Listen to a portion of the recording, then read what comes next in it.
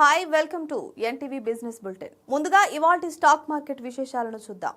దీపావళి వేళ స్టాక్ మార్కెట్లో జోష్ కనిపిస్తోంది. ఈ వారం స్టాక్ మార్కెట్లకు శుభారంభం లభించింది.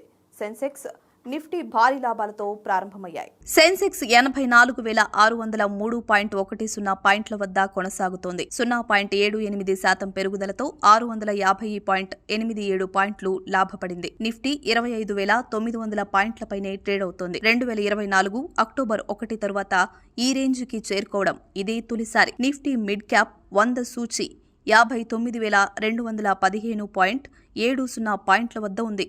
0.53% గ్రోత్తో 313.40 పాయింట్లు గెయిన్ అయింది. నిఫ్టీ బ్యాంక్ ఇండెక్స్ 58,197.60 పాయింట్ల వద్ద ట్రేడింగ్ అవుతోంది. 0.84% వృద్ధి చెంది 484.30 పాయింట్లు ప్లస్ అయింది. నిఫ్టీ బ్యాంకు సూచీ సరికొత్త రికార్డు నెలకొల్పింది. 58,233 పాయింట్లకు రీచ్ అయింది.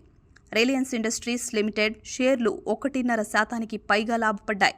ఆర్బీఎల్ బ్యాంకు షేర్ల విలువ దాదాపు 3% పెరిగింది. ఎన్బీడీ బ్యాంకు పెట్టుబడుల ప్రకటన ఆర్బీఎల్కి బాగా కలిసొచ్చింది. Q2 ఫలితాలు సానుకూల ఫలితం చూపించాయి. AU small finance bank, federal bank stocks value వరుసగా 8%, 5% పెరిగాయి. ఐడీఎఫ్సీ ఫస్ట్ బ్యాంకు షేర్ల విలువ 2% పైగా ప్లస్ అయింది. ఎస్ బ్యాంకు షేర్లు కూడా మంచి పనితీరు కనబరుస్తున్నాయి. ఫైనాన్షియల్ సంస్థలు దేశీయ, విదేశీ ఇన్వెస్టర్లను ఆకర్షిస్తున్నాయి. జీఎస్టీ తగ్గింపు నిర్ణయం వల్ల రాబడులు పెరిగే అవకాశాలు కనిపిస్తున్నాయి.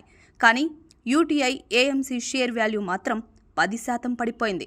కంపెనీ ఫలితాలు నిరాశపరచడంతో ఈ పరిస్థితి నెలకొల్లింది.